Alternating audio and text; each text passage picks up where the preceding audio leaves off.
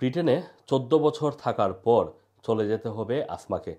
ব্রিটেনের জীবনের সবচেয়ে সুন্দর মুহূর্তগুলো কাটানোর পর এখন তাকে ব্রিটেনেই ছাড়তে হবে।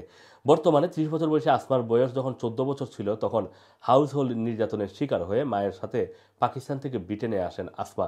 আসমার মা যুক্তরাজ্যে থাকার অনুমতি পেলেও আসমা পায়নি। তাকে যে কোনো সময় পাকিস্তানে ফেরত পাঠানো হতে পারে।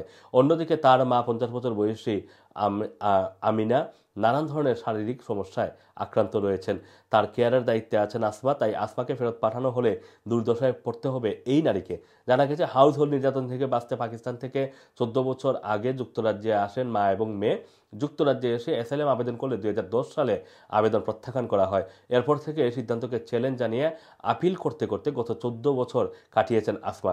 ২০১৬ সাল থেকে তারা হাউজিং সিস্টেম থেকে বাদ পড়েছেন, কোনো বেনিফিট পাননি এবং এমনকি স্টাডি বা কাজ করারও সুযোগ পাননি।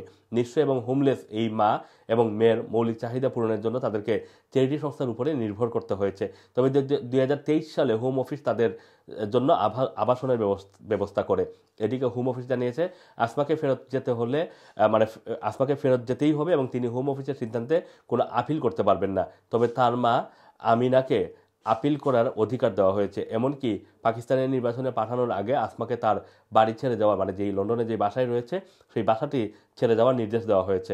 এর আগেও আসমাকে ২০১৭ সালে একবার ডিপোর্টেশনের জন্য রেডি করা হয়, তবে ফ্লাইট শুরু করার কয়েক মিনিট আগে তার মায়ের শারীরিক অবস্থার কথা চিন্তা করে সিদ্ধান্ত থেকে সরে আসে হোম অফিস।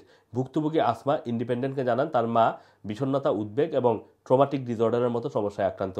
তাকে ছাড়া তার মা একেবারেই অচল, অথচ কর্তৃপক্ষ এই বিষয়গুলো বিবেচনা না করে তাকে নিজ দেশে ফেরত পাঠাচ্ছে।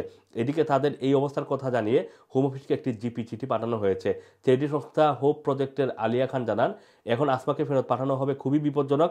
আসমা পাকিস্তানে গিয়ে নিরাপত্তাহীনতায় ভুগবে এবং তার মা ব্রিটেনে দুর্দশার মধ্যে পড়বে। তাই আসমাকে ফেরত পাঠানোর বিষয়টি পুনরায় বিবেচনা করার আহ্বানও জানিয়েছেন তারা। আসম মাসুম, রানা টিভি।